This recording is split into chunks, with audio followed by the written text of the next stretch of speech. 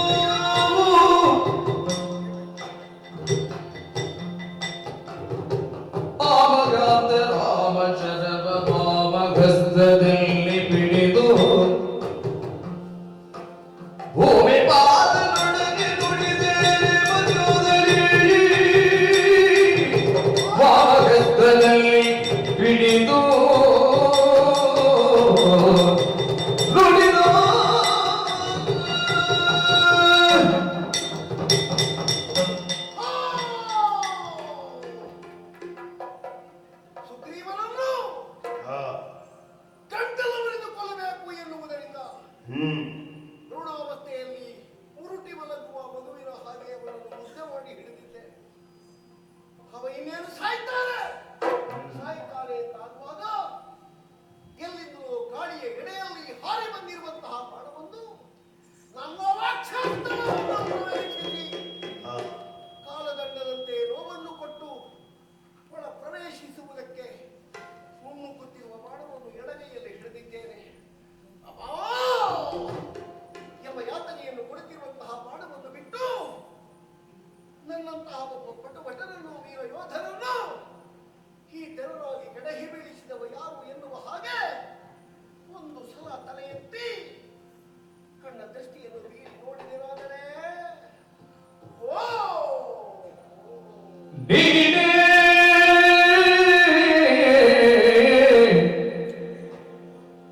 ದಶರಥನೆಂಬ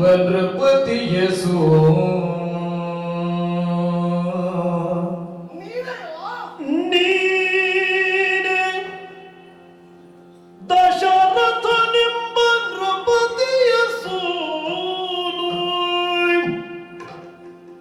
ಸಾಮ್ರಾಜ್ಯಕ್ಕೆ ಸಲ್ಲದೆ ಕಾಣಲವ ಪೊಕ್ಕ ಬಲೆಯನೋ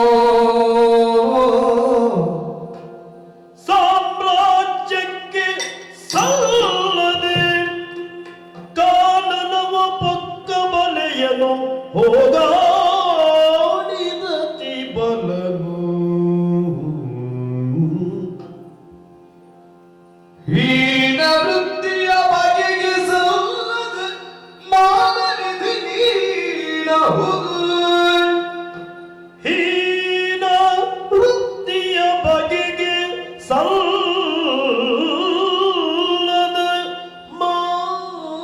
ಮಾನನಿಧಿ ನೀನಬಹುದು ಮನದನುಮಾನ ಈ ಪರಿ ತೋರಿಪಿದೆ ಮನದನುಮಾನವೀ ಪರಿ ತೋರುತ್ತಿದೆ ಅನುಮಾನವೀ ಪರಿ ತೋರುತ್ತಿದೆ ನಿನಗಾರೋ ಸರಿ ಎಂದ ಹೀನ ವೃತ್ತಿಯ ಬಗೆಗೆ ಸಲ್ಲದ ಮಾನನಿಧಿ ನೀ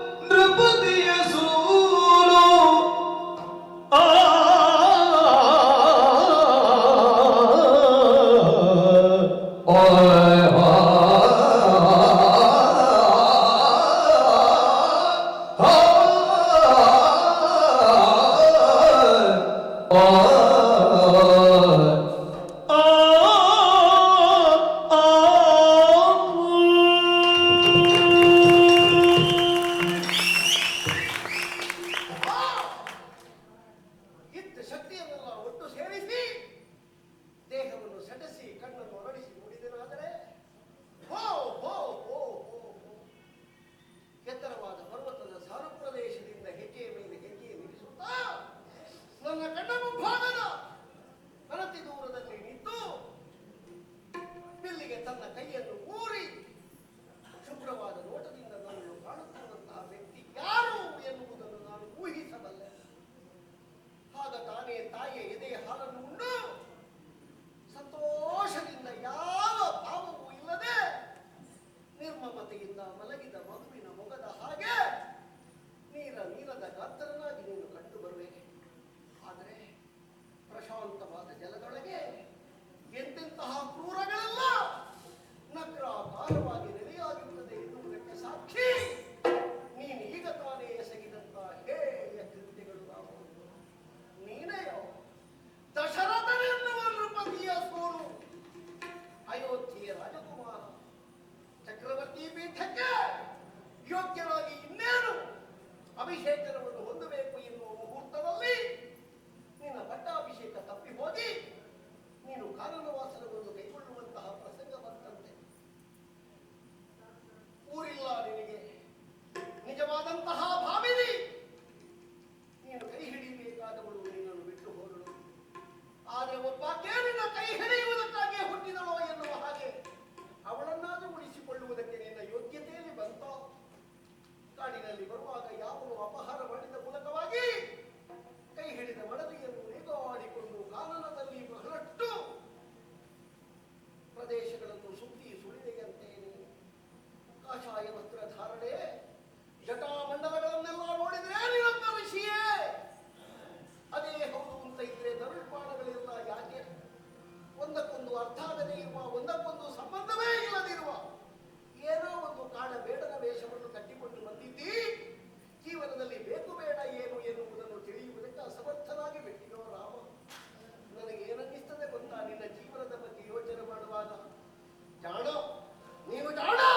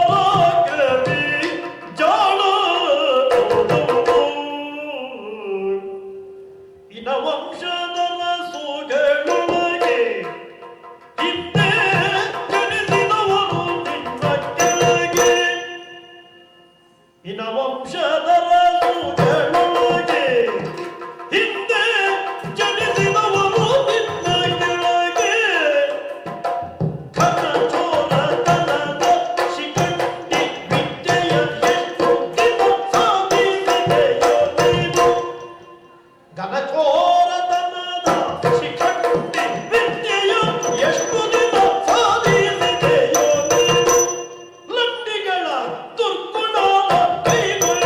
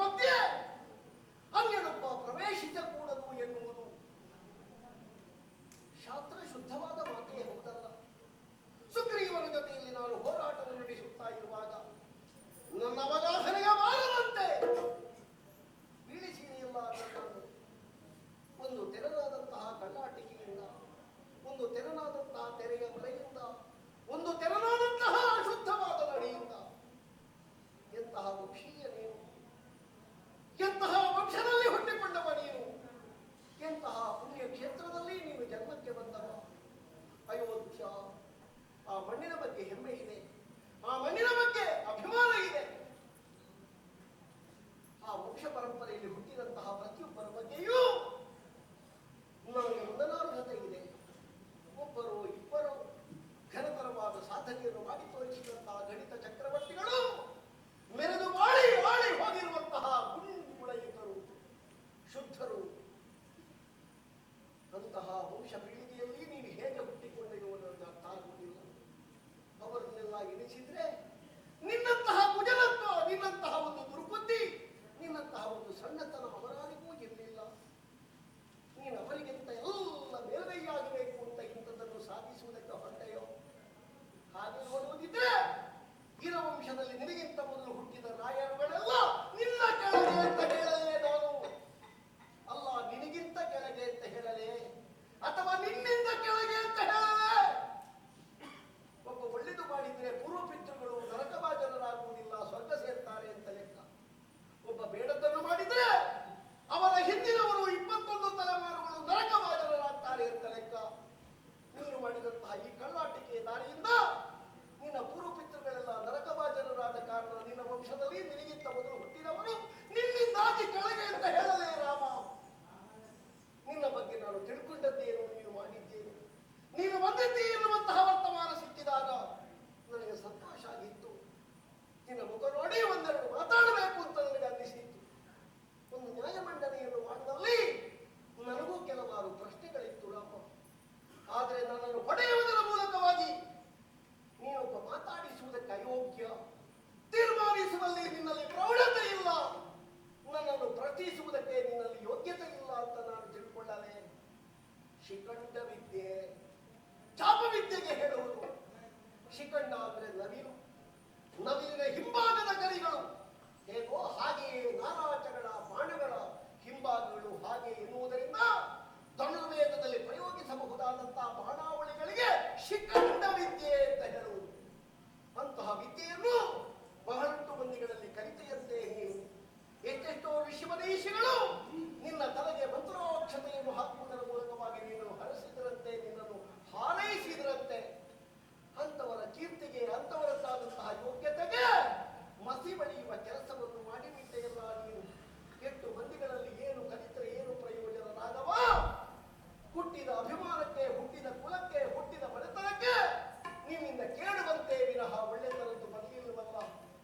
ಇಂತಹ ಜ್ವಾಲತನದ, ಇಂತಹ ಘನಘೋರವಾದ, ಇಂತಹ ಪ್ರಾಯಶ್ಚಿತ ಇಲ್ಲದೆ ಇರುವಂತಹ ಈ ವಿಧಿಯಿಂದ ನನ್ನನ್ನು ಪೀಡಿಸಿದ್ದರಿಂದ ನಾನು ನಿನ್ನನ್ನು ಏನು ಭಾವಿಸ್ತೇನೆ ಬಲ್ಲಯ್ಯ? ಗಂಡನಿಲ್ಲದ ಹೆಂಗನಂತೆ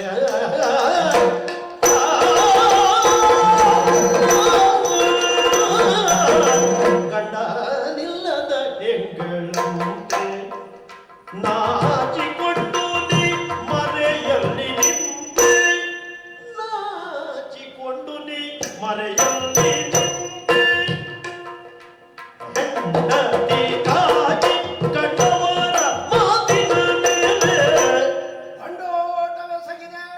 ಹೆಂಡತಿಗಾಗಿ ಕಂಡವರ ಮಾತಿನ ಮೇಲೆ ಬಂಡಾಟಗಳ ಮಾಡಿದೆ, ಹಸ್ತದಲ್ಲಿ ಬಿಲ್ಗುಂಡು ಬಾಣವ ಹೂಡಿದೆ, ಹಸ್ತದಲ್ಲಿ ಬಿಲ್ಗುಂಡು ಬಾಣವ ಹೂಡಿದೆ, ಜೋಡಾಗಿದ್ದ ಗಂಡಸು ತನ್ನ ನೋಡಿದೆ, ಜೋಡಾಗಿದ್ದ ಗಂಡಸು ತನ್ನ ನೋಡಿದೆ, ನಗಮಗನು ಜಾಣನಮುದಮುದು, ಜಾಣನಮುದಮುದು, ಸಂಗನಗತಿ ಪ್ರಾಣಮೌಲಮುದು.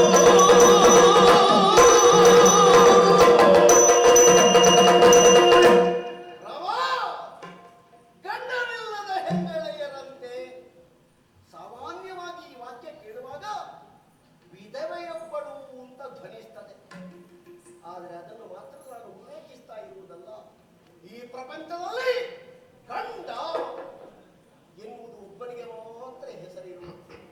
ಅವನಿಗೆ ಪುರುಷೋತ್ತಮ ಅಂತ ಹೆಸರು. ಉತ್ತಮ ಪುರುಷರು ಬಹಳ ಮಂದಿಗಳಿದ್ದಾರೆ, ಆದರೆ ಲೋಕದಲ್ಲಿ ಪುರುಷೋತ್ತಮ, ಪ್ರಪಂಚವನ್ನು ಭರಿಸಿದವ, ಲೋಕವನ್ನು ಧರಿಸಿದವ, ಎಲ್ಲರೂ ಪ್ರಪಂಚದಲ್ಲಿ ನಾರಿಯರು. ಆದರೆ ಒಬ್ಬ ಮಾತ್ರ ಗಂಡ, ಅವನೇ ಗಂಡು, ಅವ ದೇವರು. ಅಂತಹ ದೇವರನ್ನು ಯಾವನು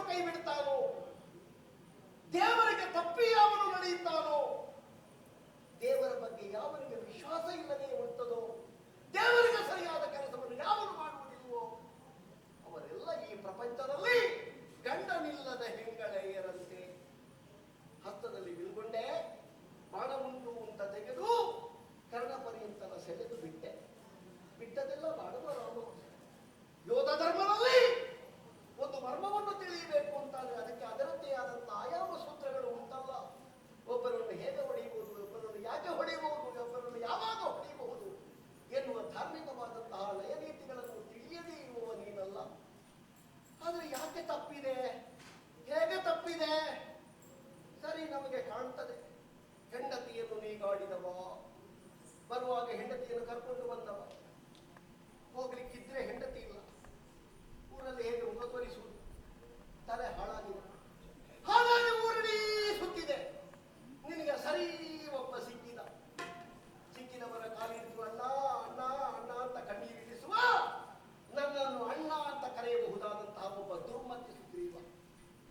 ಹೆಂಡತಿಗಾಗಿ ಗಂಡವರ ಕೈಕಾಲು ಹಿಡಿದು ಅವಳನ್ನು ಹೇಗಾದರೂ ತನ್ನವಳನ್ನಾಗಿಸಿಕೊಳ್ಬೇಕು ಅಂತ ಹೇಳಿ ಊರಿಡೀ ತಿರುಗುವ ಸುಗ್ರೀವನಿಗೆ ನೀನು ಸಿಕ್ಕಿದೆ. ಇಬ್ಬರೂ ಜೋಡಾದಿ ಅಖಂಡ ವಿಕ್ರಮಿಯಾಗಿ ಪ್ರಪಂಚ ಮುಖದಲ್ಲಿ ಸರಿದೂಗಬಹುದಾದಂತಹ ಯೋಗ್ಯತೆ ಅಲ್ಲದೇ ಇರುವ ಅಥವಾ ಅನ್ಯಾದೃಶ್ಯವಾಗಿರುವಂತಹ ವಿಶ್ವಲಿಂಗನಾದ ನನ್ನನ್ನು, ಗಂಡಾದಂತಹ ನನ್ನನ್ನು ಹೊಡೆದುರುಳಿಸುವುದಕ್ಕೆ ನಿಮ್ಮ ಕುಕೃತ್ಯ, ನಿಮ್ಮದ್ದಾದಂತಹ ಕೃತ್ಯ, ನಿಮ್ಮದ್ದಾದಂತಹ ಚೋರತನ, ನಿಮ್ಮದ್ದಾದಂತಹ ಕೇವಲ ಕೀಳುವ ಅಭಿರುಚಿ ಈ ತೆರನಾಗಿ ನನಗೊಂದು ಪರಿಣಾಮವನ್ನು ಕೊಟ್ಟಿದ್ದಲ್ಲ ರಾಮ. ಮಡದಿಯನ್ನು ಪಡೆಯುವುದೇ ನಿನಗೆ ಆಶೆ ಹೌದು ಅಂತ ಇದ್ರೆ ಒಂದು ಮಾತು ಈ ವಾಲಿಯಲ್ಲಿ ನೀವು ಹೇಳ್ತಾ ಇದ್ರೆ, ಯಾವನೋ ರಾವಣ ನನ್ನ ಬಾಲವನ್ನು ಬೆಳೆಸಿ ಅವನನ್ನು ಕಟ್ಟಿ ಧರಿಸ್ತಾ ಇದ್ದೆ, ನನ್ನ ಬಾಲಗಾಲ ಅಂಗದವನ್ನು ಕೊಳೆಯಿಸಿ ರಾವಣನನ್ನು ನಿನ್ನ ಕಾಲಡಿಗೆ ಬೀಳಿಸ್ತಾ ಇದ್ದೆ. ನಿನ್ನ ಸೀತೆಯಲ್ಲಿದ್ದಾಳೆ ಎನ್ನುವುದನ್ನು ಹುಡುಕಿಸುವುದಕ್ಕೆ ನಾನು ಜನ ಕಳಿಸ್ತಾ ಇದ್ದೆ, ಅಥವಾ ನೀನೇ ಹುಡುಕಿ ತೆಗೆಯುವ ಹಾಗೆ ತ್ರಿಕುಟಾಚಲವನ್ನೇ ಬಾಲದಲ್ಲಿ ಸುತ್ತಿ ಕಿತ್ತು ತಂದು ನಿನ್ನ ಕಾಲಬುಡದಲ್ಲಿ ನಾನಿರಿಸ್ತಿದ್ದೆ ರಾಮ. ಆದ್ರೆ ನೀನೇನು ಮಾಡಿದೆ? ಅಲ್ಪ ಬುದ್ಧಿಯಿಂದ, ಅಲ್ಪ ಪ್ರಮಾಣವಾದಂತಹ ಯೋಚನೆಯಿಂದ ಅಲ್ಪರಾದವರಿಗೆ ಸ್ವಲ್ಪ ಸಿಕ್ಕಿದ್ರೆ ಧಾರಾಳ ತೃಪ್ತಿ ಆಗ್ತದೆ. ಹಾಗೆ ಸುಗ್ರೀವನೆನ್ನುವ ನಿಸ್ಸಹಾಯಕನನ್ನು, ಸುಗ್ರೀವನೆನ್ನುವ ಅಲ್ಪತ್ರಾಣಿಯನ್ನು, ಸುಗ್ರೀವನೆನ್ನುವ ಅರೆತ್ರಾಣಿಯನ್ನು ಬಳಸಿದೆ ನೀವು. ಇದು ಹೇಗಾಯಿತು? ತೂತಾದ ದೋಣಿಯಲ್ಲಿ ಪ್ರಯಾಣ ಹೊರಡುತ್ತೇನೆ ಅಂತ ಹೇಳಿ ಸಮುದ್ರಯಾನಕ್ಕೆ ಹೊರಟ ಹಾಗಾಯಿತು. ನೋಡು, ಸಮುದ್ರಯಾನಕ್ಕೆ ಹೋಗುವಾಗ ಎಲ್ಲಿಯಾದರೂ ರಂಧ್ರ ಉಂಟಾ? ನೀರು ಒಳಗೆ ನುಗ್ಗಿದ್ರೆ ಮುಳುಗಲಿಕ್ಕೆ ತುಂಬ ಹೊತ್ತು ಬೇಕು ಅಂತ ಇಲ್ಲ, ಇಡೀ ಬರಬೇಕು ಅಂತ ಇದ್ರೆ ಜಾಗೃತ ಮಾಡಿ. ಆದರೆ ಸುಗ್ರೀವನಂತಹ ಒಬ್ಬ ಮರ್ಕಟರನ್ನು ನಿನ್ನ ಸಹಾಯಿ ಅಥವಾ ಅವನಿಗೆ ನೀನು ಸಹಾಯಿ ಎನ್ನುವುದರಿಂದ ಪ್ರಪಂಚದಲ್ಲಿ ನೀನು ಕೆಟ್ಟ ಹೆಸರನ್ನೇ ಹೊಂದಿದೆ, ಎಲ್ಲರಿಂದಲೂ ದೃಶ್ಯವಾಗಬಹುದಾದಂತಹ ಒಂದು ಪರಾಭವವನ್ನೇ ಹೊಂದಿದೆ. ಅವ ಕ್ಷತ್ರಿಯರಾದಂತಹ ನೀನು ಮೃಗ ಎನ್ನುವ ನೆಲೆಯಲ್ಲಿ ನನ್ನನ್ನು ಬೇಟೆಯಾಡಿದೆಯೋ? ಕ್ಷತ್ರಿಯರಿಗೊಂದು ಅವಕಾಶ ಉಂಟು ಬೇಟೆಯಾಡುವುದಕ್ಕೆ. ಬೇಟೆಯಾಡಿ ಆದರೂ ಬೀಳಿಸಬಹುದಾದ ಪ್ರಾಣಿಯೇ ನಾನು. ಕ್ಷತ್ರಿಯರಾದವ ತಿನ್ನಬಹುದು ಏನನ್ನು? ಪಂಚನಕಗಳುಳ್ಳ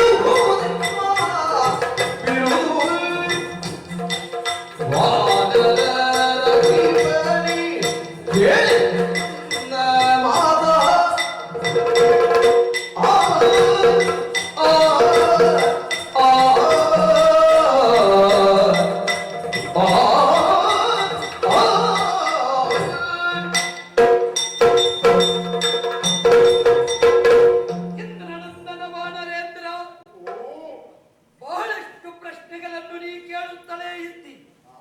ರಾಮ ಚಾರಿತ್ರ್ಯದ ಬಗ್ಗೆ ನಿನಗೆ ಅಭಿಮಾನ ಇದ್ದರೂ ಕಳಂಕ ಯಾಕೆ ಎನ್ನುವುದೇ ನಿನ್ನ ಪ್ರಶ್ನೆ. ನೀನು ಸಾಮಾನ್ಯನಲ್ಲ. ಸುಧರ್ಮ ಸಭೆಯ ಧರ್ಮ ಸಿಂಹಾಸನಾಧ್ಯಕ್ಷನಾಗಿರುವಂತಹ ಧರ್ಮೇಂದ್ರನೆನ್ನಿಸಿದ ದೇವೇಂದ್ರನ ಮಗ. ನೀ ಹೀಗೆನ್ನ ಜರೆಯುವುದೇ? ಜರೆಯಬೇಕು ಅಂತಿದ್ರೆ ಕೇವಲ ಏಕಮುಖವಾದ ಚಿಂತನೆಯಲ್ಲ, ಪೂರ್ವಾಪರ ವಿಮರ್ಶೆಯನ್ನು ನೀ ಮಾಡಿಕೊಳ್ಳುವುದು ಬೇಡವೇ? ಏನು? ಚಕ್ರವರ್ತಿ ಪೀಠದ ಬಗ್ಗೆ ಅಗಾಧವಾದ ಗೌರವ ನೀನು ಮಾತ್ರವಲ್ಲ, ನಿನ್ನ ಪೂರ್ವಿಕರು ಇರಿಸಿದವರೇ. ಯಾವ ಕಾರಣಕ್ಕೂ ಕಿಷ್ಕಿಂಧೆಯ ಸಾಮ್ರಾಜ್ಯದ ಬಗ್ಗೆ ಧ್ವನಿ ಎತ್ತಿದವರಲ್ಲ ಸೂರ್ಯವಂಶೀಯರು. ಹಾಗಿದ್ರೆ ಸೂರ್ಯವಂಶೀಯರಿಗೆ ಇಂತಹದ್ದೇ ಒಂದು ಬದ್ಧತೆ ನಿಯಮ ಅಂತ ಇರ್ತದೆ. ತಪ್ಪಿ ನಡೆದರೆ ಮನೆ ಮಗನನ್ನಾದರೂ ದಕ್ಷಿಣಾವರ್ತದ ಕಟ್ಟಕಡೆಯ ದಂಡಕಾರಣ್ಯದಲ್ಲಿ ಇರಿಸಿ ತನ್ನ ಮನೆತನದ ಮೌಲ್ಯ ಇರಿಸಿದಂತ ಯಕ್ಷಾಕುವೇನಂತವರು ಹುಟ್ಟಿದ ವಂಶ ಸೂರ್ಯವಂಶ. ಅಂತಹ ಪವಿತ್ರ ವಂಶದಲ್ಲಿ ಹುಟ್ಟಿದ ದಾಶರಥಿ ರಾಮ ತಪ್ಪಿ ನಡೆಯುವುದಕ್ಕುಂಟೇನು? ಹಾಗೆಂದು ನಮಗೊಂದು ಧಾರ್ಮಿಕತೆ ಇದೆ, ನಮಗೊಂದು ಹಿನ್ನೆಲೆ ಇದೆ. ಉತ್ತರದ ಎತ್ತರದ ಹಿಮಾಲಯದ ತುತ್ತ ತುದಿಯಿಂದ ಹಿಡಿದು ದಕ್ಷಿಣಾವರ್ತದ ಕಟ್ಟ ಕಡೆಗೆ ಇರುವವರೆಗಿರುವಂತಹ ಸಮಗ್ರವಾದ ಸಪ್ತದ್ವೀಪ ವಲಯಾಂಕಿತವಾದ ಭರತ ಖಂಡ ಆರ್ಯಾವರ್ತವಿದು. ಇಲ್ಲಿರುವಂತಹ ದುಷ್ಟರ ತಲೆ ಕಡಿದು ಶಿಷ್ಟರನ್ನು ಸಂರಕ್ಷಿಸುವುದು ದುಷ್ಟ ಶಿಕ್ಷಣ ಶಿಷ್ಟ ಸಂರಕ್ಷಣ ಮುಖಾಂತರವಾಗಿ ಸೂರ್ಯವಂಶೀಯರಾಗಿ ಯಮಗೆ ಬಿರುದು. ಅದನ್ನು ಪಾಲಿಸುತ್ತಾ ಬಂದವನೇ ಈ ರಾಮನಿದ್ದೇನೆ. ಈಗ ಶಿಷ್ಟ ಸಂರಕ್ಷಣಾ ದುಷ್ಟ ಮಥನ ನಿಮಗೆ ದೂರ ಬಂದ ಮೇಲೆಯೋ ಅಲ್ಲ ದೂರ ಬಾರದೆಯೋ ನೀವು ಹುಡುಕಿಕೊಳ್ಳುವುದ? ಎರಡೂ ನಮ್ಮಲ್ಲಿ ಉಂಟು. ದೂರು ಬಂದಾಗಲೂ ಕಾಣ್ತೇವೆ, ದೂರು ಬಾರದೇ ಇದ್ದಾಗಲೂ ಅದನ್ನು ಮತ್ತಿಸುವ ಹಕ್ಕುಂಟು ನಮಗೆ. ಈಗ ವಾಲಿ ದುಷ್ಟ ಅಂತ ನೀನು ಮತ್ತಿಸಿದ್ದೇ ಹೌದು ಅಂತ ಇದ್ರೆ ದೌತ್ಯಕ್ಕೆ ಕಾರಣ ಏನು ಅಂತ ಕೇಳುವುದಕ್ಕಿಂತ ಮೊದಲು ಎಷ್ಟು ಸಮಯದಿಂದ ನಾನು ದುಷ್ಟನಾಗಿದ್ದೇನೆ ಅಂತ ಒಂದು ಪ್ರಶ್ನೆ ಕೇಳಬಹುದೇ? ಧಾರಾಳ. ಹಾಗಾದ್ರೆ ಎಷ್ಟೋ ಸಮಯದಲ್ಲಿ ನಾನು ಆಗಿದ್ರೆ ನೀನು ಈಗ ಬಂದು ಏನು ಶಿಕ್ಷೆ ಕೊಡುವುದು? ಅಲ್ಲಿವರೆಗೆ ನೀನೇನು ಮಲಗಿದ್ದೀಯಾ? ಕಾರಣ ಉಂಟು, ಮತ್ತೆ ಯಾವುದಕ್ಕೂ ಸಂದರ್ಭ ಅಂತ ಉಂಟು. ಈಗ ನೀನು ನಮ್ಮ ಚಾರಿತ್ರ್ಯವನ್ನೇ ನೋಡು.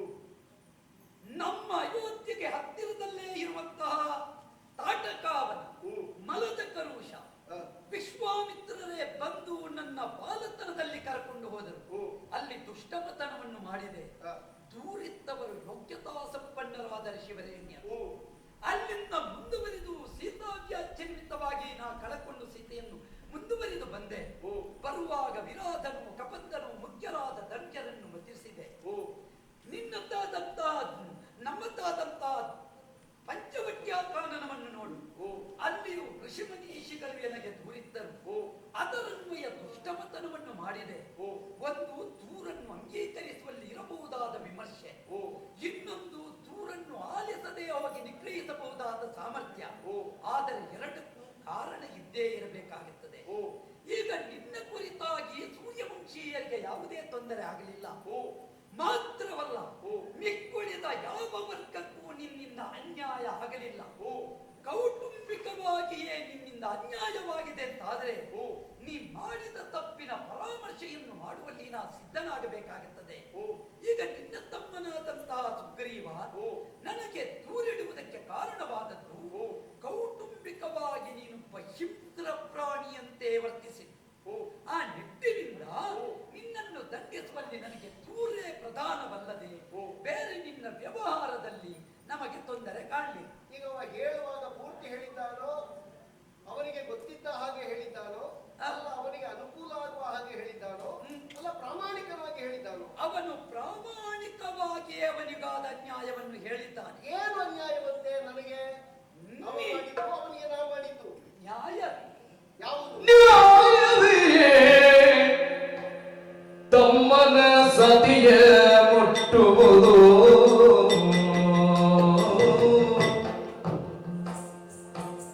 ನ್ಯಾಯವೇ ತಮ್ಮನ ಸತಿಯ ಮುಟ್ಟುವುದು, ತುದರ್ಯಾದ ದೋಷ ತಟ್ಟಿಗೋದು,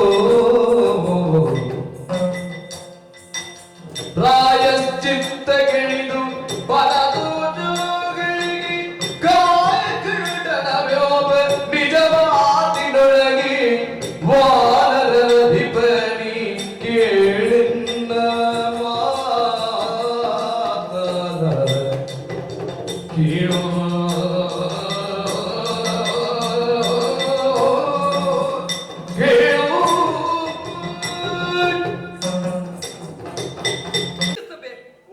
ಮತ್ತೆ ಅದನ್ನು ಪರಾಮರ್ಶಿಸಬೇಕು, ಗುಡಿಯಲ್ಲಿ ಬೇಳಿಸಿ ಸರಿ ಮಾಡಬೇಕು. ಈಗ ನಿನ್ನನ್ನು ಯಾಕೆ ನಾ ಹಿಮ್ಮದಿಯಿಂದ ಪ್ರಯೋಗಿಸಿದ ಬಾಣ ನೀ ಯೋಚನೆ ಮಾಡು. 3 ಕಾರಣಗಳು ಇಲ್ಲಿವೆ. ಒಂದು, ಪಾಶವಿ ಕೃತ್ಯವನ್ನು ಮಾಡಿದ ನಿನ್ನನ್ನು ಹೇಗೆ ದಂಡಿಸುವುದಿದ್ದರೂ ರಾಜನ್ಯ ಕುಲಜನಾಗಿ ನನಗೆ ಅದು ತಪ್ಪಲ್ಲ. ಯಾಕಂದ್ರೆ ಪಶುವನ್ನು ಪ್ರಶ್ನಿಸಿ ದಂಡಿಸುವ ಕ್ರಮ ಇಲ್ಲ, ಅದನ್ನು ದಂಡಿಸಿಯೇ ಸರಿ ಮಾಡುವುದು ಕ್ರಮ. ಇದೊಂದು. ಇನ್ನೊಂದು, ನೀ ಧರಿಸಿರುವ ಕಾಂಚನ ಮಾಲೆ ಪವಿತ್ರವಾದ ದೇವತೆಗಳಿಗಿರುವ ಮಾಲೆ. ಆ ಮಾಲೆಯಲ್ಲಿ ಮೌಲ್ಯ ಉಂಟು. ನಾನೊಬ್ಬ ಋಷಿಪ್ರಣೀತವಾದ ಸತ್ವವಾಗಿ ಮಾತ್ರವಲ್ಲ ಆರ್ಷೇಯ ಧರ್ಮವನ್ನು ಅನುಸರಿಸಿದವನಾಗಿ ನಿನ್ನ ಸಮ್ಮುಖದಲ್ಲಿ ನಿಂತೆ ಅಂತಾದರೆ ನನ್ನ ಅರ್ಥಶಕ್ತಿ ವಾಲಿಯನ್ನು ಸೇರುತ್ತದೆ. ಯಾವ ಕಾರಣಕ್ಕೂ ಧಾರ್ಮಿಕ ವ್ಯಕ್ತಿತ್ವ ಬಂದು ಪಾಪಿಷ್ಟನೊಬ್ಬನಿಗೆ ಅರ್ಥಶಕ್ತಿಯ ಸಂಚಯನಕ್ಕೆ ಹೇತುವಾಗುತ್ತದೆ ಅಂತಾದ್ರೆ ರಾಮತ್ವಕ್ಕೆಲ್ಲಿ ಮೌಲ್ಯ ಉಂಟು ಯೋಚನೆ ಮಾಡು. ಆ ನಿಟ್ಟಿನಿಂದಲೂ ನನ್ನ ಶಕ್ತಿ ನಿನ್ನಲ್ಲಿ ನಿಕ್ಷೇಪಗೊಳ್ಳುವುದು ನನಗೆ ಹಿತವಲ್ಲದ ಕಾರಣವೇ ಎದುರು ಬರಲಿಲ್ಲ. ನಿನ್ನಷ್ಟೇ ಬಲಾಢ್ಯ ಎನ್ನುವುದಕ್ಕೆ ಸಾಕ್ಷಿ ನೀ ಒಂದು ಬಾಣದಿಂದ ಕತ್ತರಿಸುತ್ತಾ ಇದ್ದ ತಾಳ ವೃಕ್ಷಗಳು ಏಕಮಾರ್ಕಣದಿಂದ ನಿವಾರಿಸಿದ್ದೇನೆ. ನೀ ಮೊಣಕಾಲ ಪರ್ಯಂತ ಎತ್ತುತ್ತಾ ಇದ್ದಂತಹ ಆಸ್ತಿ ಕೇವಲ ಕಾಲ ಹೆಬ್ಬೆರಳ ತುದಿಯಿಂದ ಹಾರಿಸಿದ್ದೇನೆ. ಶಕ್ತಿವಂತ ಎನ್ನುವುದನ್ನು ಕಾಣಿಸಿದ್ದೇನೆ. 3ನೆಯದ್ದು, ನೀ ಯೋಚನೆ ಮಾಡು. ಅಯೋಧ್ಯೆಯ ಮೇಲೆ ಅಪಾರ ಗೌರವವುಳ್ಳವ, ಸೂರ್ಯವಂಶೀಯರ ಬಗ್ಗೆ ಹೆಗ್ಗಳಿಕೆಯನ್ನು ಹೊಂದಿದವ. ಸೂರ್ಯವಂಶೀಯನಾದ ನಾನು ಇಲ್ಲಿ ಬಂದು ಇಷ್ಟು ಮಾಡಿದ್ದು ನಿನ್ನ ಅಧಿಕಾರ ವ್ಯಾಪ್ತಿಗೊಳಪಟ್ಟ ವ್ಯವಸ್ಥೆಯಲ್ಲಿ ನಿನಗೆ ಗೊತ್ತಾಗಲೇಬೇಕು. ಗೊತ್ತಾಗದೇ ಹೋಯಿತು ಅಂತಾದರೆ ನಿನ್ನ ಪ್ರಭುತ್ವದ ದುರ್ಬಳಕೆ ಅಂತ ಹೇಳಲ್ಪಡ್ತದೆ. ಪ್ರಭುಶಕ್ತಿಯಾಗಿ ತಿಳಿದು ನೀನು ಈ ಬಗ್ಗೆ ನನ್ನನ್ನು ಭರಿಸುವಲ್ಲಿ ಎಲ್ಲಿಯೂ ಪ್ರಯತ್ನ ಮಾಡಲಿಲ್ಲ. ಆದ್ದರಿಂದ ಚಕ್ರವರ್ತಿತ್ವದ ಮೇಲೆಯೂ ನೀನು ದಾರ್ಢ್ಯತನವನ್ನು ತೋರಿಸಿದ ಹಾಗೆ ಮೇಲ್ನೋಟಕ್ಕೆ ನಮಗೆ ಕಾಣಲ್ಪಡ್ತದೆ. ಈ ನಿಟ್ಟಿನಿಂದಲೂ ನಿನ್ನನ್ನು ದಂಡಿಸುವಲ್ಲಿ ಚಕ್ರವರ್ತಿ ಪೀಠದ ಪ್ರತಿನಿಧಿಯಾಗಿ ನಾನು ಅರ್ಹನೆ. ಇನ್ನು ಯುದ್ಧ ಪ್ರಕ್ರಿಯೆಯನ್ನು ನೋಡೋಣವೇ? ಯುದ್ಧ ಪ್ರಕಾರೇಣ ಮಲ್ಲ ಯುದ್ಧದಲ್ಲಿ ನೆಲದ ಮೇಲೆ ಬಿದ್ದಾತನ ಕೊರಳೊತ್ತಿ ಕೊಲ್ಲುವುದು ಶಾಸ್ತ್ರವೇ ನಿಷಿದ್ಧವಾದ ಧರ್ಮ ಕರ್ಮ. ನೀನು ಮಲ್ಲ ಯುದ್ಧದಲ್ಲಿ ಬಿದ್ದಂತಹ ಸುಗ್ರೀವನನ್ನು ಕೊರಳು ಹಿಸುಕಿ ಸಾಯಿಸ್ತೇನೆ ಅಂತ ಹೊರಟಿದ್ದು ನಿಜವಾದ ಪಶುವೃತ್ತಿ ಪಾಶವೀ ಕೃತ್ಯ. ನಿಕೃಷ್ಟ ಕೃತ್ಯವನ್ನೆಸಗಿದ ನಿನ್ನನ್ನು ಯಾವ ರೀತಿಯಿಂದ ಕೊಂದರುವುದು ಅಪರಾಧವಲ್ಲ. ಯಾಕಂದ್ರೆ ನೀನು ಧನುರ್ವೇದ ಕಲಿತವ, ಯುದ್ಧಶಾಸ್ತ್ರ ತಿಳಿದವ. ನಿನ್ನಂತ ಒಬ್ಬ ಕಿಷ್ಕಿಂಧ ಸಾಮ್ರಾಜ್ಯಪತಿಯ ತಪ್ಪು ಮಾಡಿದ ಅಂತಾದರೆ ಸಮಾಜಕ್ಕೆ ನೀ ಏನು ಸಂದೇಶ ಕೊಡುತ್ತಿ? ಈ ನಿಟ್ಟಿನಿಂದಲೂ ನಿನ್ನಲ್ಲಿ ಅಪರಾಧಗಳನ್ನು ಬಹುಮುಖಗಳಿಂದ ಕಂಡ ಕಾರಣ ದಂಡಿಸಿದ್ದೇನೆ. ಏನು ತಪ್ಪು ಕಂಡೆ? ರಾಮ, ನನ್ನ ಬಲ ಯಾರು ಎನ್ನುವುದನ್ನು ತಿಳಿದ ನೀನು ಎಂಬುದಕ್ಕಾಗಿ ಹ? ನನ್ನ ಅವಗಾಹನೆಗೆ ಬಾರದಂತೆ ಬಾಣ ಹೊಡೆದೆ. ಹ್ಮ್. ನೀನು ಒಪ್ಪಿದ ಸತ್ಯ. ಹ? ಹಾಗಾದ್ರೆ ನನ್ನ ಮುಖಾವಲೋಕನವನ್ನೇ ಮಾಡದಂತೆ ನನ್ನನ್ನು ದಂಡಿಸುವಲ್ಲಿ ನಿನಗೆ ಶಾಸ್ತ್ರ ಒಂದು ಅವಕಾಶವನ್ನು ಕೊಟ್ಟಿದೆ ಎಂದು ನಿನ್ನ ವಾಕ್ಯದಲ್ಲಿ ಬಂತು. ನಿಜ. ಈಗ ನನ್ನನ್ನು ವಿಚಾರಿಸದೇ ದಂಡಿಸಬೇಕು ಅಂತ ಇರುವುದೇ ಹೌದು ಅಂತಾದ್ರೆ ಹ? ನೀನು ಅದಕ್ಕೆ ಪ್ರಮಾಣವನ್ನು ಕೊಟ್ಟಿ. ಹ್ಮ್. ತಮ್ಮನ ಸತಿಯನ್ನು, ಹ್ಮ್. ಸೊಸೆಯನ್ನು, ಹ್ಮ್. ಮಗಳನ್ನು ಅಲ್ವಾ, ಹೌದು. ಇದನ್ನೆಲ್ಲ ಸೇರಿದ್ರೆ ಏನು ಅಂತ ಆತ ತಾಯಿ ದೋಷಿ. ದೋಷಿ. ಅಂತ ದೋಷಿಯನ್ನು ಏನು ಮಾಡಬೇಕು ಅಂತ ನಿನ್ನ ಶಾಸ್ತ್ರ ಹೇಳ್ತದೆ? ಅವನನ್ನು ಕೊಲ್ಲಬಹುದು. ಕೊಲ್ಲಬಹುದಲ್ಲ, ಕೊಲ್ಲಬೇಕು. ಕೊಲ್ಲಬೇಕು. ಕೊಲ್ಲಬೇಕು. ಶಾಸ್ತ್ರವಾಕ್ಯ ಇಡೀ ಹೇಳು. ಅವರನ್ನು ಕೊಲ್ಲಬೇಕು. ಕೊಲ್ಲಬೇಕು. ನನ್ನನ್ನು ಕೊಂದಿಯಾ? ಕೊಲ್ಲಿಲ್ಲ. ಕೊಲ್ಲದೆ ನೀನು ಅರ್ಥದಲ್ಲಿ ಇರಿಸಿದೆ. ಹ್ಮ್. ಒಂದು ಹ್ಮ್. ಕೊಲ್ಲುತ್ತಾ ಇದ್ದರ ವಿಷಯ ಬೇರೆ. ಬೇರೆ. ನಾನು ಮಾತಾಡ್ಲಿಕ್ಕೆ ಇಲ್ಲ ಆಯ್ತು. ಹ್ಮ್. ನೀನು ಶಾಸ್ತ್ರದಂತೆ ನಡೆದಿದ್ದಿ. ಹ್ಮ್. ಇನ್ನು ಯಾರಾದರೂ ಕೇಳಿದ್ರೆ ವಾಲಿಯ ಮನೆ ಯಾಕಾಯ್ತು ಹೇಗಾಯ್ತು ಕೇಳಿದ್ರೆ ನೀನು ಪ್ರಮಾಣವನ್ನು ಕೊಡಬಹುದಿತ್ತು. ಸತ್ಯ. ಹಾಗಾದ್ರೆ ಸಾಯಬೇಕಾದ, ನಿನ್ನಿಂದ ಕೊಲ್ಲಲ್ಪಡಬೇಕಾದ ನನ್ನನ್ನು ಅರ್ಧ ಬಾಣ ಪ್ರಯೋಗಿಸಿ ನೋಯಿಸಿ ಇರಿಸಿದ್ದಿ. ನಿಜ. ಈಗ ನಿನ್ನಲ್ಲಿ ಕೇಳ್ತೇನೆ, ನಿಮ್ಮ ಆಚಾರ ವಿಚಾರದ ಹಾಗೆ ಅಣ್ಣನ ಹೆಂಡತಿ ತಮ್ಮನಿಗೆ ಏನಾಗ್ತಾಳೆ ರಾಮ? ಅದು ಭಾವ ನಿರ್ಣಯದಂತೆ ತಾಯಿ ಸ್ಥಾನದಲ್ಲಿ ಕಾಣಬಹುದು. ಮತ್ತೆ ಶಾಸ್ತ್ರ ನಿರ್ಣಯದಂತೆ ಅದು ಏನೂ ಇಲ್ಲ. ಮತ್ತೆ ಹೇಗೆ? ಅವನವನ್ನು ಕಂಡುಕೊಳ್ಳುವ ದಾರಿಯಲ್ಲಿ ಅದು ಹೇಗೆ ಅಂತ ನಮ್ಮ ಪ್ರಕಾರವಾಗಿ ಅಣ್ಣನ ಹೆಂಡತಿ ಹ. ತಮ್ಮನಾದವನು ಭಾವ ನಿರ್ಣಯದಂತೆ ಹ. ತಾಯಿಯಂತೆ ಕಾಣಬಹುದು. ಹ. ಅದಲ್ಲ ಅಂತಾದರೆ ಹ. ಹೆಂಡತಿಯ ಜಾಗದಲ್ಲಿ ನೋಡಬಹುದು. ಇದು ಮನುಶಾಸ್ತ್ರ ಉಲ್ಲೇಖ. ಏನೂ ಇಲ್ಲ. ಅತ್ತಿಗೆಗೆ ಮಕ್ಕಳಿಲ್ಲದೆ ಇದ್ರೆ ಸಂತಾನವನ್ನು ಮುಂದೆ ಕೊಂಡೊಯ್ಯುವುದಕ್ಕೆ ಅನ್ಯತ್ರ ಗತಿ ಇಲ್ಲದೆ ಇದ್ರೆ ಅಣ್ಣ ತೀರಿ ಹೋದ್ರೆ ಸಂತಾನವನ್ನು ಹೊಂದುವುದಕ್ಕಾಗಿ ಮನುಸ್ಮೃತಿಯ ಪ್ರಕಾರ ಅವಳನ್ನು ಒಂದು ಸಂತಾನಕ್ಕಾಗಿ ಕೂಡಬಹುದು ಅಂತ ಶಾಸ್ತ್ರ ಉಂಟು. ಖಂಡಿತ ಅದು ಸೇರುವಿಕೆ. ಈಗ ನನ್ನ ಹೆಂಡತಿಗೊಬ್ಬ ಮಗ ಇದ್ದಾರಲ್ಲ, ನಿಜ. ಮಗನ ತಾಯಿಯನ್ನು ಅವ ಹೇಗೆ ಬಳಸಬಹುದು ಅಂತ ನಾನು ನಿನ್ನಲ್ಲಿ ಕೇಳುವುದು. ಈಗ ನಿಮ್ಮ ಕಥೆಯನ್ನೇ ಆಧರಿಸಿ ಕೇಳುವುದಿದ್ರೆ ಸರಿ. ನಿನ್ನ ತಮ್ಮನಿಗೆ ಬಂಗಾರದ ಕಟ್ಟವನ್ನು ತೆಗೆದು ಬಿಚ್ಚಿ ತೋರಿಸಿದೆಯಂತೆ. ಅವ ಹೇಳಿದರಂತೆ ಕಾಲಿನಲ್ಲಿ ಧರಿಸುವ ನೂಪುರವನ್ನು ಬಿಟ್ರೆ ಬಾಕಿ ಯಾವುದು ನನಗೆ ಗೊತ್ತಿಲ್ಲ. ಯಾಕಂದ್ರೆ ಅವಳ ಪಾದಾಭಿವಂದನ ಮಾಡುವಾಗ ನಾನು ನೋಡಿದ್ದೇನೆ, ಅವಳ ಮುಖವನ್ನು ನಾನು ನೋಡ್ಲಿಲ್ಲ. ತಾಯಿಯ ಮುಖ ನೋಡಬಾರ್ದ? ತಾಯಿಯಂತೆ ಕಂಡಿದ್ದಾನೆ. ಅಲ್ಲ, ಮುಖ ನೋಡಬಾರ್ದ ತಾಯಿಯದ್ದು? ಅವನು ಕಂಡಿರುವ ಬಗೆ. ಸರಿ, ಹೌದಾ? ಮಾಯಾಮೃಗದ ಪ್ರಕರಣದಲ್ಲಿ ಕಾಣ್ತದೆ. ಸೀತೆ ಹೇಳ್ತಾಳೆ, ನಿನ್ನ ಅಣ್ಣ ಸತ್ತರೆ ನನ್ನನ್ನು ಆಳಬಹುದು ಅಂತ ನೀನು ಎಣಿಸಿದ್ಯೋ? ಏನು ನಿನ್ನ ದುರ್ಬುದ್ಧಿ? ಅವಳು ಹೇಳ್ತಾಳೆ. ಒಟ್ಟಿನಲ್ಲಿ ನಮಗೆ ಗೊತ್ತಲಾಗುವುದು ಏನು ಗೊತ್ತಾ? ಈ ಅರ್ಧಂಬರ್ಧ ಶಾಸ್ತ್ರ ಹಿಡ್ಕೊಂಡು ಬಂದೆ. ಇಷ್ಟಕ್ಕೂ ನಾನು ನಿನ್ನಲ್ಲಿ ಒಮ್ಮೆ ದೂರು ಕೊಡ್ಲಿಲ್ಲ. ತಾರೆಗೆ ಏನು ಅನ್ಯಾಯ ಆಗಿದೆ ಅಂತ ಪಾಪ ಅವಳು ಬಾಯಿ ಬಿಟ್ಟು ಹೇಳಿಲ್ಲ. ಅಣ್ಣ ತಮ್ಮಂದಿರ ಜಗಳದ ಮಧ್ಯೆ ನೀನು ಪ್ರವೇಶ ಮಾಡಿದೆ. ನಾನು ದ್ವಂದ್ವ ಯುದ್ಧ ಮಾಡುವಾಗ ಸುಗ್ರೀವನ ಕತ್ತು ಹಿಸುಕುವುದಕ್ಕೆ ನೋಡಿದ ಅಪರಾಧ ಅಂತ ಹೇಳಿ ನನ್ನದು ತಪ್ಪು ಅಂತ ಹೇಳಿಕ್ಕೆ ನೀನು ಗೊತ್ತುಂಟು. ನೀನು ತಪ್ಪು ಮಾಡಿದ್ರೆ ನನಗಿಂತ ಕೆಳಗಾಗಲಿಲ್ವ ರಾಮ? ಇಕ್ಷ್ವಾಕುವಂಶೀಯ, ನೀನು ಇಕ್ಷ್ವಾಕುವಂಶೀಯ. ಒಂದು ಮನೆಯ ಸಮಸ್ಯೆಯನ್ನು ಬಗೆಹರಿಸುವುದು ಹೀಗೋ? ಎಲ್ಲಿ ವಾಲಿ ಬರ್ಲಿ, ಏನು ಸುಗ್ರೀವನ ಹೆಂಡತಿ ನಿಂತುಕೊಂಡಿದ್ದೀವಿ. ಅದನ್ನು ನನ್ನ ಮುಖ ನೋಡಿ ಮಾತಾಡುದು ಬೇಡಪ್ಪ. ನೀನು ತೆರೆಯ ಮರೆಯಲ್ಲಿ ನಿಂತುಕೊಳ್ಳುವುದು ಸರಿ. ನನಗೆ ನಿನ್ನ ಮುಖ ನೋಡ್ಲಿಕ್ಕೆ ಶಾಸ್ತ್ರ ಬಿಡುವುದಿಲ್ಲ. ನೀನು ಅವನ ಹೆಂಡತಿ ನಿಂತುಕೊಂಡದ್ದು ಹೌದಾ? ವಿಚಾರಿಸಲಿಲ್ಲ. ನ್ಯಾಯಾಂಗ ಶಾಸ್ತ್ರ ಪ್ರಕಾರವಾಗಿ ಯೋಚನೆ ಮಾಡುವುದಿದ್ರು ಒಬ್ಬ ದಂಡಾಧಿಕಾರಿಯಾಗಿ ಒಬ್ಬ ಆರೋಪಿಯನ್ನು ಅಪರಾಧಿ ಅಂತ ಪರಿಗಣಿಸುವಲ್ಲಿ ಶಾಸ್ತ್ರ ಸಂಬಂಧಿ ಹೇಗೆ ವಿಪ್ರ ಪರಿಷತ್ತು ಬೇಕು, ಮಂತ್ರಿಮಂಡಲ ಬೇಕು, ನಿನಗೆ ನ್ಯಾಯಸೂತ್ರ ಬೇಕು. ನೀನೀಗ ಭರತನ ಪ್ರತಿನಿಧಿ. ಇಂಥವರೊಬ್ಬರು ತಪ್ಪಿತಸ್ಥನಿದ್ದಾನೆ ಎನ್ನುವಂತಹ ವಿಚಾರವನ್ನು ಮೂಲ ಸ್ಥಾನಕ್ಕೆ ತಿಳಿಸಿ ನೀನವನಿಗೆ ಶಿಕ್ಷೆ ಕೊಡಬಹುದು ಎನ್ನುವ ಪರವಾನಿಗೆ ಅಲ್ಲಿಂದ ಬಂದ ಮೇಲೆ ಇಕ್ಷ್ವಾಕುವಂಶೀಯನಾದಂತಹ ನೀನು ಮುಂದುವರಿಸು. ಇದು ಯಾವುದೂ ಇಲ್ಲದೆ ಕೈಗೆ ಬಂದ ಹಾಗೆ ಬಡ ಪ್ರಯೋಗ ಮಾಡಿ ಗಂಡಾಗಿದ್ದಂತಹ ನನ್ನನ್ನು ಬೀಳಿಸಿ ಈಗ ನಾನು ಕೇಳ್ತೇನೆ, ನೀನು ಹೇಳಿದ್ದರಲ್ಲಿ ನನ್ನದು ತಪ್ಪಾಯಿತು ಅಂತ ಹೇಳಿದ್ರೆ ನಾನು ಬದುಕುವುದಕ್ಕುಂಟ? ನನ್ನನ್ನು ಕೊಂದಿಯಲ್ಲ ನೀನು, ನನ್ನನ್ನು ಕೊಂದಿಯಲ್ಲ ನೀನು. ಇಷ್ಟರವರೆಗೆ ನೋವಾಗದೇ ಇರುವ, ಇಷ್ಟರವರೆಗೆ ಕಲೆಯಾಗದೇ ಇರುವ, ಇಷ್ಟರವರೆಗೆ ಶರೀರದ ಯಾವ ಭಾಗಕ್ಕೂ ಒಂದು ಗಾಯ ಆಗದೇ ಇರುವ, ದೇವರಿಗೆ ಮುಡಿಪಿಟ್ಟ ಹಾಗೆ, ದೇವರಿಗೆ ನೈವೇದ್ಯ ಇಟ್ಟ ಹಾಗೆ ನನ್ನ ಜೀವ ಪುಷ್ಪವನ್ನು ನಾನು ಕಾಯುತ್ತಾ ಇದ್ದೆ ನನ್ನ ದೇವರಿಗೆ ಕೊಡುವುದಕ್ಕಾಗಿ. ಅದನ್ನು ಮಲಿನಗೊಳಿಸಿದೆಯಲ್ಲ ರಾಮ. ಇದಕ್ಕೇನು ಹೇಳ್ತೀನಿ ನೀನು? ಬಾಲಿ, ನೀ ಕೇಳಿದ ಇಷ್ಟು ಪ್ರಶ್ನೆಯನ್ನು ಒಮ್ಮೆ ನೀಸು ಸಮೂಲಾಗ್ರವಾಗಿ ಚಿಂತನೆ ನಡೆಸು. ಯಾಕೆ ನಾನು ಹೀಗೆ ಮಾಡಿದೆ? ಈಗ ತಾರೆಯ ಜೊತೆಯಲ್ಲಿ ಸುಗ್ರೀವನಿದ್ದ. ಸುಗ್ರೀವನೇ ತಾನಾಗಿ ಇರಿಸಿಕೊಂಡದ್ದಲ್ಲವಲ್ಲ, ಬಲಾತ್ಕಾರವೂ ಅಲ್ಲವಲ್ಲ. ಯಾಕಂದ್ರೆ ಜಾಂಬವ ಸುಷೇಣರಂತವರು ಇರುವಂತಹ ಕಿಷ್ಕಿಂಧ ಸಾಮ್ರಾಜ್ಯದಲ್ಲಿ ತಾನಾಗಿ ಬಂದು ಸುಗ್ರೀವನ ಜೊತೆ ಸೇರಿದ್ದಾಳೆ ಅಂತಾದ್ರೆ ಅಲ್ಲಿ ಸುಗ್ರೀವನಲ್ಲಿ ನಾವು ದೋಷವನ್ನು ಕಾಣುವುದಕ್ಕಾಗುವುದಿಲ್ಲ. ಈಗ ಜಾಂಬವರಿದ್ದಾರೆ ಇದ್ದಾರಲ್ಲ ನಿಮ್ಮ ಸಭೆಯಲ್ಲಿ, ನಿಮ್ಮ ಸಭೆಯಲ್ಲೇ ಇದ್ದಾರಲ್ಲ, ನನ್ನೊಟ್ಟಿಗಿದ್ದಾರೆ. ಹೌದಲ್ಲ, ಉಮೆಯನ್ನು ಇಟ್ಟುಕೊಂಡ ನನ್ನೊಟ್ಟಿಗೆ ಜಾಂಬವರಿದ್ದಾರೆ ಇದ್ದಾರೆ. ಅಪ್ತವರೇ ನಿನ್ನನ್ನು ಯಾಕೆ ತಿದ್ದಲಿಲ್ಲ? ಕಾರಣ ನಿನ್ನ ಪ್ರಮತ್ತ ಸ್ಥಿತಿ. ಯಾಕೆ ನೀನೊಬ್ಬ ಚಕ್ರವರ್ತಿ ಸಮಾನವಾದಂತಹ ಯೋಗ್ಯತೆಯನ್ನು ಹೊಂದಿದವ. ವಿಚಾರಣೆ ನಡೆಸುವುದಕ್ಕೆ ಸಮಯವೆಷ್ಟಾಯಿತು ಯೋಚನೆ ಮಾಡು. ಇಷ್ಟು ಸಮಯವಾದರೂ ಒಬ್ಬ ಅಧಿಪತಿ ಅಂತ ಹೇಳುವ ನೀನು ಸುಗ್ರೀವನನ್ನು ವಿಚಾರಣೆಗೆ ಒಳಪಡಿಸಿದ್ದೀಯಾ?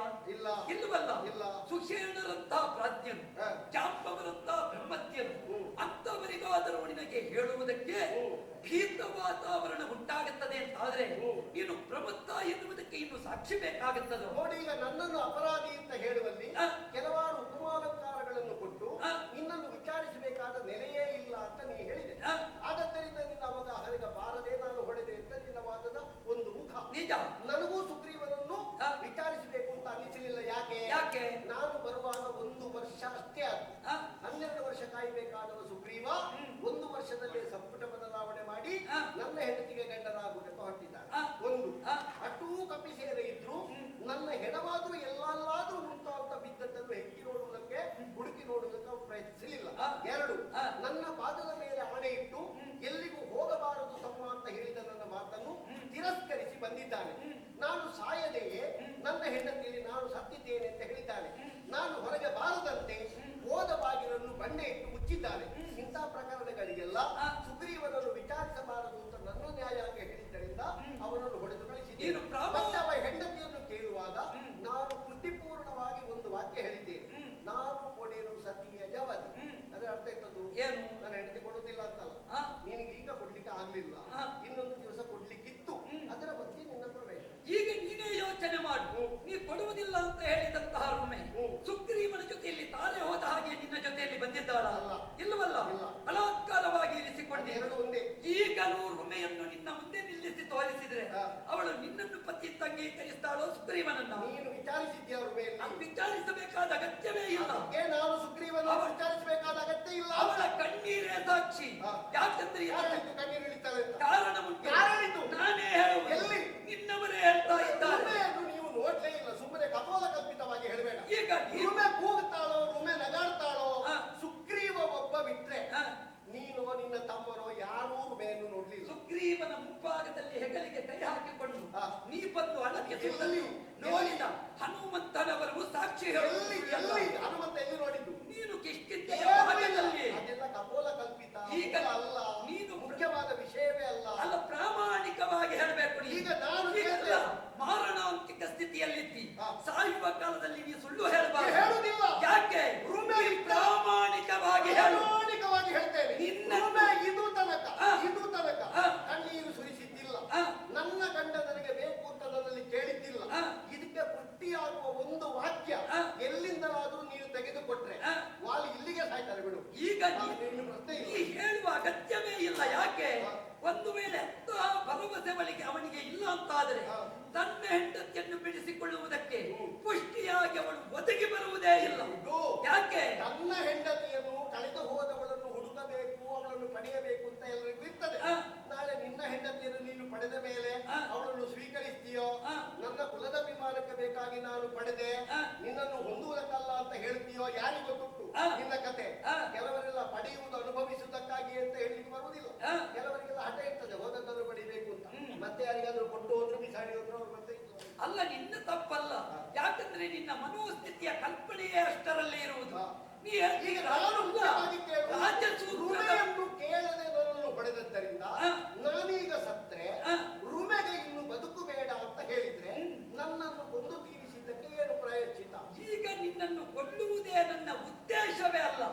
ನೀ ಮಾಡಿದ ತಪ್ಪನ್ನು ನಿನಗೆ ಮನವರಿಕೆ ಮಾಡಿ ನಿನ್ನಿಂದಾದ ತಪ್ಪಿಗೆ ಪರಿಸಮಾಪ್ತಿಯನ್ನು ಒದಗಿಸುವುದೇ ರಾಮನ ಧ್ಯೇಯ.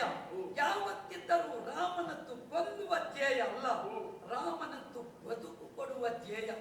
ಒಂದು ವೇಳೆ ನೀನು ಬದುಕು ಬೇಕು ಅಂತ ಯಾಚಿಸಿದ್ರೆ ಮುಂದೆ ನಿನಗೆ ತಾಗಿದ ಬಾಣವನ್ನು ನೋಯದಂತೆ ಹಿಂದೆ ಕರೆಯುತ್ತೇನೆ. ಯಾರಿಗೆ ನೋವಾಗದಂತೆ? ನಿನಗೆ ನೋವಾಗದಂತೆ. ನೀ ಆಡಿದೆಯಲ್ಲ, ನಿನ್ನ ತೋಮಲ ತಾಗುತ್ತಾ ಇದ್ದೆ. ನೀ ಈಗ ಬಿಟ್ಟರೂ ಆ ಬಾಣ ಒಳಗೆ ಹೋಗದು. ನೀ ನನ್ನ ಸೂಚನೆಯಂತೆ ಅದು ತಾಗಿದೆ. ಯಾಕೆ? ನನ್ನ ದಂಡನೆ ಮಾತ್ರ ನನ್ನ ಉದ್ದೇಶ. ಇಲ್ಲಿಯೂ ಅಷ್ಟೇ, ನೀ ಮಾಡಿದ ಪ್ರತಿಯೊಂದು ಕೆಲಸದಲ್ಲಿಯೂ ಕಾಣುವುದು ರಾವಣನ ಸಂಗತಿ ಇರಬಹುದು, ದುಷ್ಟರ ಸಂಗತಿ ಇರಬಹುದು. ಆ ನಿಟ್ಟಿನಿಂದ ನೋಡುವಾಗ ಅಪರಾಧಿ ಭಾವಗಳು, ದಾನವೀ ಗುಣಗಳು ನಿನ್ನಲ್ಲಿ ಆವರಿಸಿರುವುದು ಕಂಡಿದೆ. ಅದನ್ನು ಕಳೆಯುವುದು ರಾಮ ಬಾಣ. ಆ ಬಾಣವ ನೋಯದಂತೆ ಹಿಂದೆ ತೆಗೆಯುತ್ತೇನೆ. ಒಂದು ವೇಳೆ ತಾರಾಪತಿಯಾಗಿ ಬದುಕತ್ತಿ, ಸುಗ್ರೀವನಿಗೆ ಅಣ್ಣನಾಗಿ ಬದುಕತ್ತಿ ಅಂತಾದರೆ ನೀನು ರುಮೆಯನ್ನು ಸುಗ್ರೀವನಿಗೆ ಕೊಟ್ಟು ಹಿಂದಿನ ವಾಲಿ ಸುಗ್ರೀವರ ಹಾಗೆ ಅಣ್ಣ ತಮ್ಮಂದಿರಾಗಿ ರಾಮ ಭರತರಂತೆ ರಾಮ ಲಕ್ಷ್ಮಣರಂತೆ ಬದುಕುತ್ತಿಂತಾದರೆ ನನ್ನ ಸಂದೇಶದಂತೆ ಒಬ್ಬ ನ್ಯಾಯಾಧೀಶನಾಗಿ ನಿನಗೆ ಬದುಕು ಕೊಡುತ್ತೇನೆ. ಕೇಳೋ ಬದುಕು ಒದಗಿಸುತ್ತೆ. ಯಾಕೆ? ನಿನ್ನ ಕರುಣ ಇದ್ದರೆ ಸಾಕು. ಕರುಣವಿದ್ದರೆ ಸಾಕು, ನಿನ್ನ ಪಾದದ ಕರುಣ ಇದ್ದರೆ ಸಾಕು.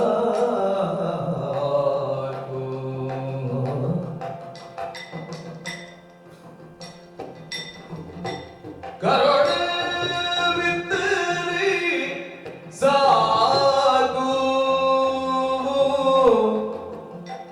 ನಿನ್ನ ಪಾದದ ಕರುಣವಿದ್ದರೆ ಸಾಕು.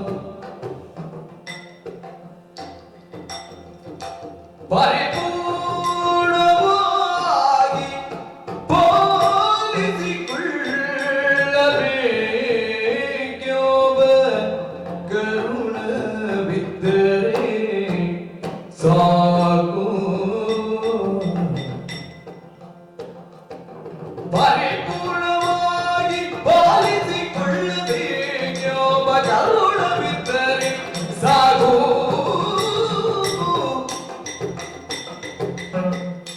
ಮೂರು ದಿನದ ಸಂಸಾರ ಶಾಶ್ವತವಲ್ಲ,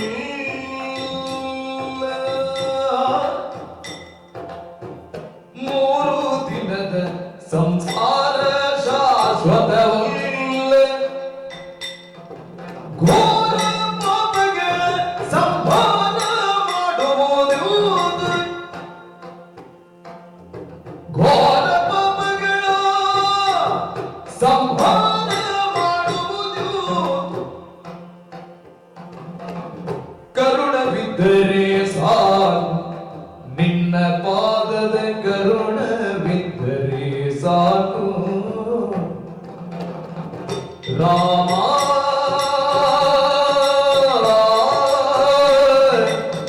ರಾಮ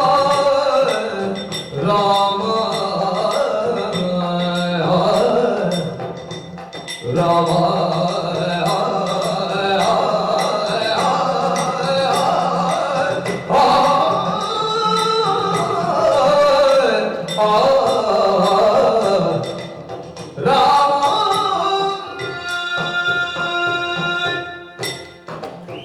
ರಾಮ ಶಾಂತಂ ಶಾಶ್ವತಂ ಪ್ರಮೇಯವರಗಂ ನಿರ್ವಾಣ ಶಾಂತಿಪ್ರದಂ ಬ್ರಹ್ಮೇಶ್ವರ ಪಣಿಂದ್ರ ದಿವ್ಯ ಪರಿಷತ್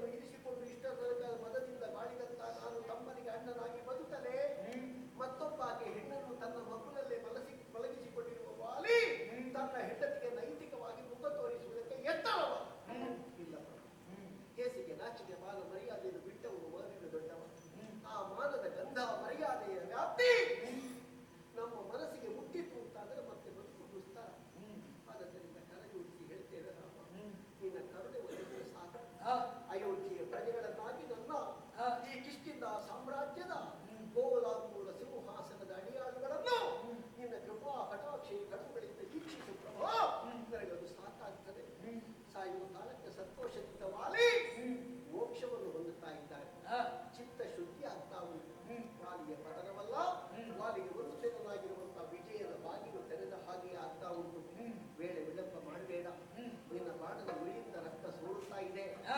ಇದು ಎಣ್ಣೀರು ಹರಿದು ಹರಿದು ಹರಿದು ಹರಿದು ನನ್ನ ದೇಹದಲ್ಲಿರುವಂತಹ ಅಹಂಕಾರ ಮಜ್ಜೆಗಳು ಕರಗುವುದಕ್ಕೆ ಆರಂಭವಾಗಿದೆ. ನನ್ನನ್ನು ಮೋಕ್ಷಧಾಮದೆಡೆಗೆ ಕಳುಹಿಸು ಪ್ರಭೋ, ಕಳುಹಿಸು. ಯೋಚಿಸಬೇಡ ವಾಲಿ, ನಿನಗೆ ಕೊಡುವ ಮಾತಿನಂತೆ ಸುಗ್ರೀವನನ್ನು ಸೋದರನಂತೆ ನೋಡುತ್ತೇನೆ.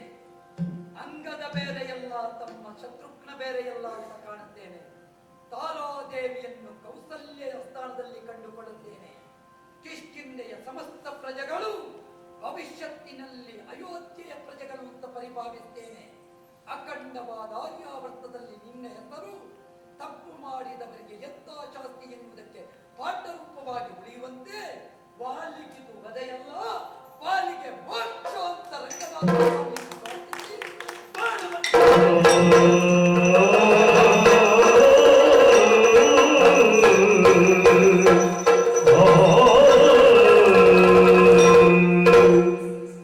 ಈ ಪ್ರಪಂಚದಲ್ಲಿ ಅಧಿಕಾರ ಶಾಶ್ವತವಲ್ಲ, ಅಹಂಕಾರವು ಶಾಶ್ವತವಲ್ಲ.